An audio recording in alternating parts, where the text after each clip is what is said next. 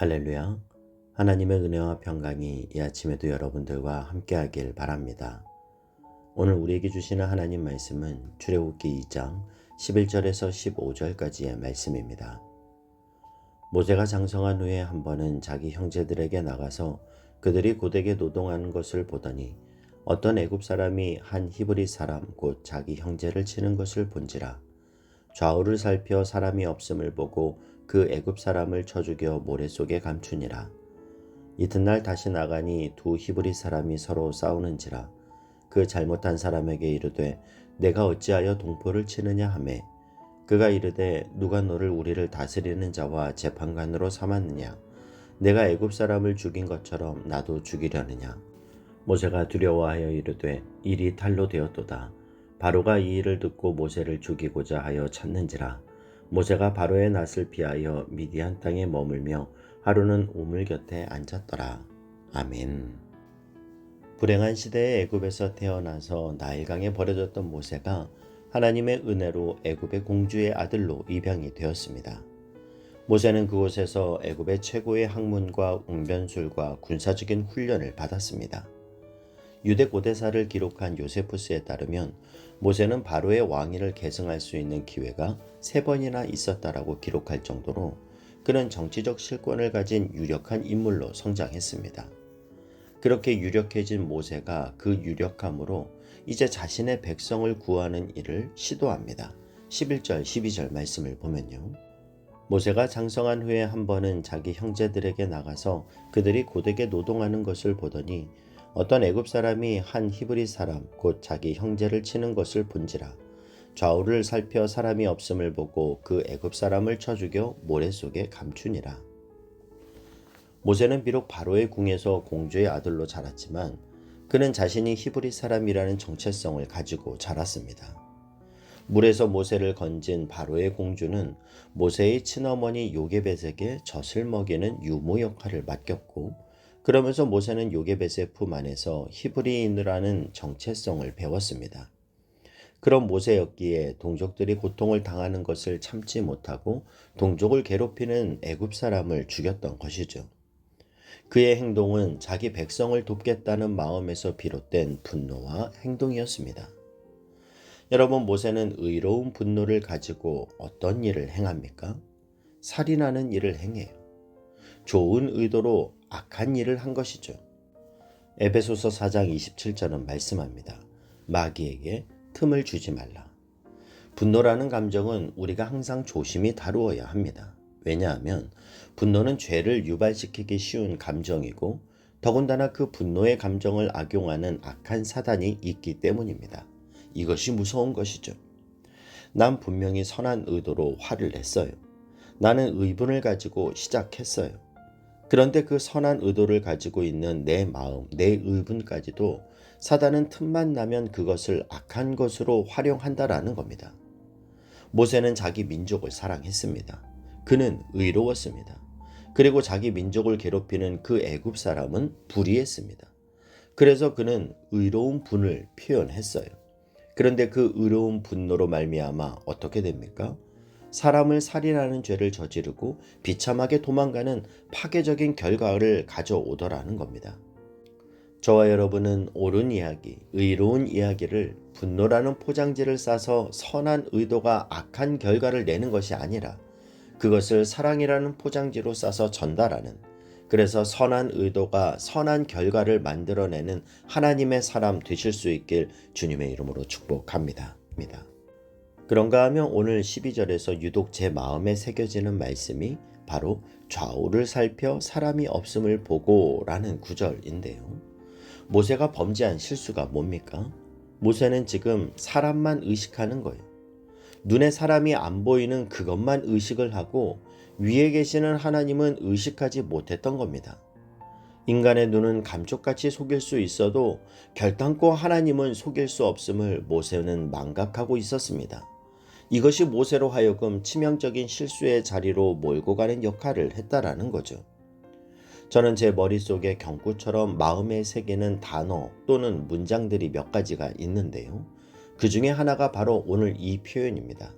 좌우를 살펴 사람이 없음을 보고. 저는 이 표현을 제 머리에 각인하기를 원합니다. 사람만 의식하지 말고 위에 계신 하나님을 의식해라. 이걸 제 스스로에게 경고하는 메시지로 제 마음에 담고 있는 경고입니다. 우리는 늘 하나님의 존재를 의식하는 삶의 태도를 가져야 합니다. 그것이 바로 코람데오의 삶이죠. 코람데오는 하나님 앞에서라는 뜻입니다.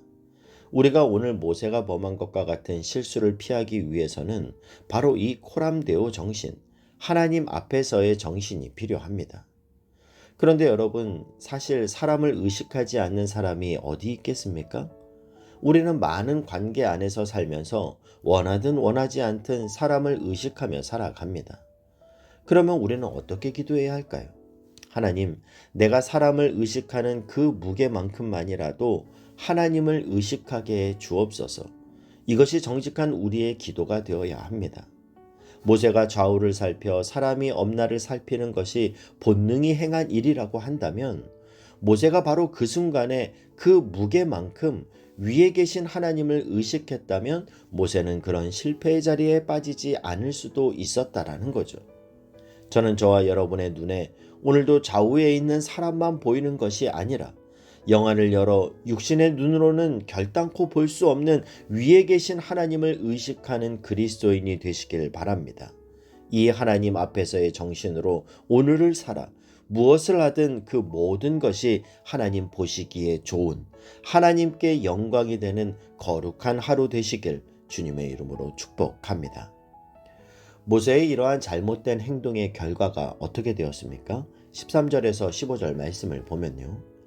이튿날 다시 나가니 두 히브리 사람이 서로 싸우는지라 그 잘못한 사람에게 이르되 내가 어찌하여 동포를 치느냐 하매 그가 이르되 누가 너를 우리를 다스리는 자와 재판관으로 삼았느냐 내가 애굽 사람을 죽인 것처럼 나도 죽이려느냐 모세가 두려워하여 이르되 일이 탈로 되었도다 바로가 이 일을 듣고 모세를 죽이고자 하여 찾는지라 모세가 바로의 낯을 피하여 미디안 땅에 머물며 하루는 우물 곁에 앉았더라. 모세는 히브리인이라는 정체성을 가지고 그러한 일을 행했지만 동족에게 받아들여지지 않았습니다. 애굽 사람에게도 동족에게도 받아들여지지 않는 그를 받아주는 단 하나의 곳이 있었는데 바로 미디안 광야입니다. 여러분, 그가 도망가기 위해 어쩔 수 없이 택한 곳이 광야인 것처럼 보이지만 사실은 하나님이 모세를 광야로 부르신 것입니다. 광야에서 하나님이 그를 기다리고 계셨던 거예요. 40년의 애굽에서의 생활을 정리하고 그의 인생의 두 번째 장소인 광야로 하나님은 부르신 겁니다. 여러분, 광야는 어떤 곳입니까? 광야는 고독한 땅이고 외로운 땅이에요. 그런데 이 광야라는 단어의 히브리어 원어를 보면 말씀으로부터라는 뜻을 가지고 있습니다. 이스라엘 사람들은 이 광야를 단순히 고독하고 외로운 땅이 아니라 하나님의 말씀을 듣는 장소, 하나님의 말씀을 받는 장소라고 생각했기 때문에 미드바르, 말씀으로부터라고 부른다라는 거죠. 그래서 하나님의 사람들은 광야에서 하나님의 음성을 듣고 하나님을 만납니다. 성경에 보면 하나님은 광야로 그의 백성들을, 하나님의 사람들을 부르시는 것을 볼 수 있는데요. 하나님은 광야에서의 시간을 통해서 하나님의 사람들을 빚어내십니다. 모세가 그랬고, 사도 바울이 그랬고, 다윗이 그랬고, 수많은 하나님의 사람들이 그랬습니다. 여러분, 이 땅을 살아가는 누구에게나 광야와 같은 상황이 인생 가운데 찾아올 수 있습니다. 이 땅을 살아가는 모든 사람에게는 그 누구에게나 광야의 길을 걷는 것과 같은 인생의 고민과 아픔이 있습니다. 사업에 실패하고 가진 것이 물거품처럼 모두 다 사라지고 희망을 품고 시작한 결혼 생활은 언젠가부터 삐걱거리고 끝간데 없이 방황하는 자녀로 마음은 피멍이 들고 그렇게 자신하던 건강이 한순간에 무너지고 뭔가 선명하게 잡히지 않는 불확실한 미래로 방황하고 갈피를 잡지 못하는 그런 시간을 보내고 영적인 침체가 와서 견딜 수 없는 그런 광야와 같은 시간이 누구에게나 찾아올 수 있습니다. 그러나 여러분, 광야를 두려워하지 마십시오. 광야는 힘들고 어렵고 물이 없어 척박한 땅인 것은 분명하지만 믿음의 사람에게는 오히려 하나님의 음성이 들려지는 곳이고 하나님과의 깊은 친밀감을 경험하는 곳이기 때문입니다. 그래서 하나님의 사람에게는 광야가 더 이상 메마른 땅일 순 없습니다.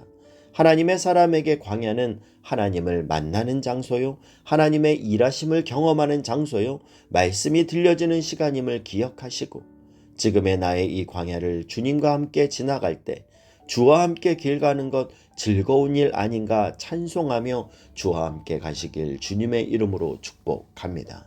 기도하겠습니다. 사랑하는 하나님, 오늘 우리의 모든 생각이 하나님으로부터 오는 선한 생각이기를 원하고 우리가 행하는 모든 행동이 하나님 앞에서의 정신이 실현된 삶이 되게 하여 주시옵소서.